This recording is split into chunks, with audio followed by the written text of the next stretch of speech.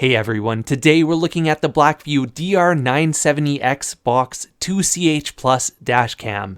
And yes, that did take me 5 tries to get right. This is a fairly unique style of dashcam that separates the bulk of the processing power from off the windscreen into this little box that goes under the dash. And here's why that's important. This might not be the best example ever because it's still kind of wintry weather, but the temperature on the dashboard is around 35 degrees Celsius, 34.4. Temperature of the 70mm camera right now, about 40, 41 Celsius. Temperature of the Viofo camera, 43, 44 Celsius. And then the temperature of the Blackvue camera, 34 Celsius. Because most of the processing power is actually just down here, where it's 20 Celsius. Not quite half, but substantially less than up here. I talk a lot in my videos about how heat kills camera batteries, but it also kills SD cards. This SD card was scorching hot when I pulled it out of the 70mm A810. You know whose SD card was not hot because it wasn't in direct sunlight? The Blackvue cameras. Not only is the box out of direct sun, but because it's not mounted to the dash, it can be a much larger size, which allows for better airflow, and some future models could even have room for active cooling fans if this takes off. The main downside to this style of dashcam is added complexity of installation, as now there's 3 wires to run, GPS and 2 separate cameras. Take a look at the main box here. This is the thing that sticks under your dash. It's plastic, it feels a little bit hollow, but there is so much space for airflow. You can even see through the side vents here. Look at those supercapacitors. The box also has a locking clip that holds all of the wires in place, so it's a little bit harder to steal. This thing on the side unscrews, and then the mount just pops off like that. The back pops off and reveals all of the ports. Strangely, this camera has a micro USB port and a barrel jack for power, so it's not going to be compatible with any existing dashcam cabling, unless you're already using a barrel jack somehow. The 2 external cameras are smaller than all-in-one dashcams because they don't have the processing power, the Wi-Fi chips. These just record video. They are a little bit bigger than I expected, but I suppose some level of heat dissipation is still needed for the camera unit. There's probably some processing going on in there. The cameras also lock into place and are not adjustable without an Allen key. Up and down tilt is modulated by the tightness of the Allen key on the side. As well, the cable cannot be pulled out and the camera cannot be removed without force, unless the Allen key is undone. With the locking base and the locking cameras, I definitely see this dashcam as more of a permanent installation in the car. An example being for fleet drivers where the fleet owner doesn't want the cameras unplugged mid-drive. It's a good thing the cameras are a little bit more low profile because once they're installed, that's kind of it. The cameras do also integrate with the Blackvue Cloud, and LTE service is possible with an additional module. That's something we'll talk about more in the app section at the end of the video. When I said that installation was a little bit more complicated than other cameras, it's really kind of the same. It's just running different wires to different places. The main challenge is that virtually every other installation video for other dashcams, which are all-in-one units, will say to run the power wire up the windscreen and to the camera, whereas this camera unit, it can be mounted really close to the fuse box, have a short power run for a hardwire kit, and 2 separate camera runs, one to the front and one to the rear. For anyone who isn't confident removing trim, I'd highly recommend a professional installation service, especially with a camera this expensive, just to make sure that everything is done right. Let's talk video quality. The front camera on the Blackvue DR970X Box 2CH-Plus is 4K 30 FPS using a Sony Starvis 2 sensor.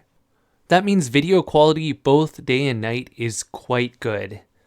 However, the Sony Starvis 2 sensor has a couple features that Blackvue is not taking advantage of yet, most notably HDR.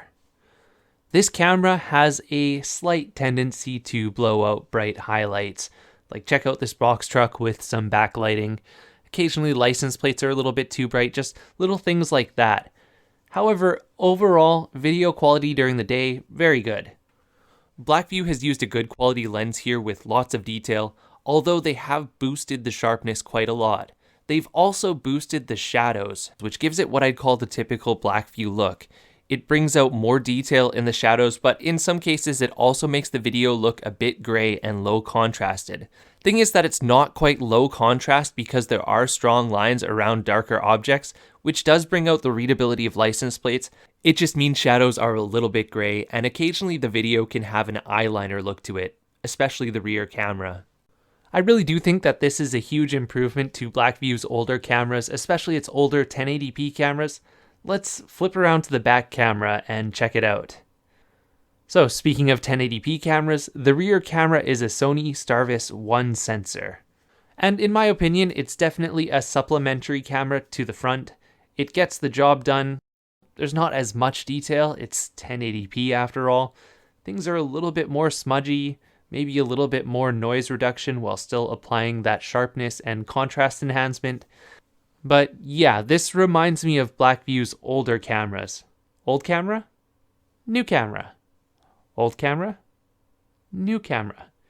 And the difference is quite noticeable. Let's quickly compare the video quality to another Sony starvis 2 based 4K dashcam, the 70mm A810. Since both of these cameras are real 4K and based on those Sony starvis 2 sensors, they both have overall very good video quality, but there does seem to be a difference in philosophy in terms of how the camera processes the image. The A810 is a little bit smoother, a little bit more saturated, those colors really pop, and it kind of looks more like GoPro footage, whereas the Blackvue camera on the other hand, it's a little bit sharper around the edges, a little bit less contrasty when driving into the sun, and I'd describe it as more utilitarian. What I mean by more utilitarian is Blackvue's philosophy throughout this camera seems to be whatever is most reliable is what we're going to do, and that includes in the video quality where they do not use the HDR function built into the Sony starvis 2 sensors. I think that if they enabled this function, even if it was a toggle in the app, this camera could be among the best performers in terms of overall video quality. However, right now, since there is no HDR function, occasionally bright highlights get blown out, especially compared to a camera that does have HDR function. There's also quite a bit more image noise in the Blackvue camera, I think just from the way the video signal is processed, perhaps the sharpening that's applied to make license plates more readable. I'm not really sure why, but it's especially noticeable in night footage where the 70mm is a lot smoother, a lot higher noise reduction, versus the X Box where it's, pretty grainy overall. Taking a quick look at a couple freeze frame comparisons, this first one here shows how the HDR function allows bright objects to be more readable at the expense of motion blur. The second frame here, the Blackvue camera is higher noise, but the street signs are far more readable than the 70mm, likely due to a higher frame rate. Hey everyone, it's time for another dashcam audio test. Finally, the weather's a little bit nicer. We went from 0 to summer in the space of about 3 days. So we got some nice sunny weather to test the dashcams in. I'm talking at a normal volume, maybe projecting my voice just a little bit more because we're going about 90 kilometers per hour now. Actually, 88 on the dashboard. More because we're going about 90 kilometers per hour now. Actually, 88 on the dashboard. So we'll see how the GPS lines up with that. We'll also hear what the audio quality sounds like, and a comparison to another dashcam that I have mounted right now. The GPS lines up with that. We'll also hear what the audio quality sounds like, and a comparison to another dashcam that I have mounted right now. So yeah, this is the audio sample. Again, I want to reinforce the utility of the Blackvue camera. The Blackvue camera is more of a tech tool, the kind of thing that's installed in a vehicle and should last for years. The 70mm is more of a trendy gadget, the kind of tech that gets replaced every year or two with batteries that are exposed to direct sunlight and tons of heat. And finally, let's touch briefly on the Blackvue app. The Blackvue app and Blackvue Cloud are such a huge ecosystem that it could be its own video, and it will be soon. So this is just a brief overview of the app itself. The Blackvue app itself allows Wi-Fi connection between a phone and a camera for things like video preview, setting changes, and video review.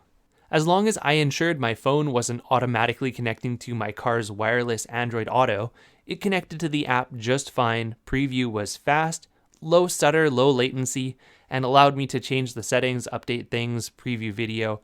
Totally fine.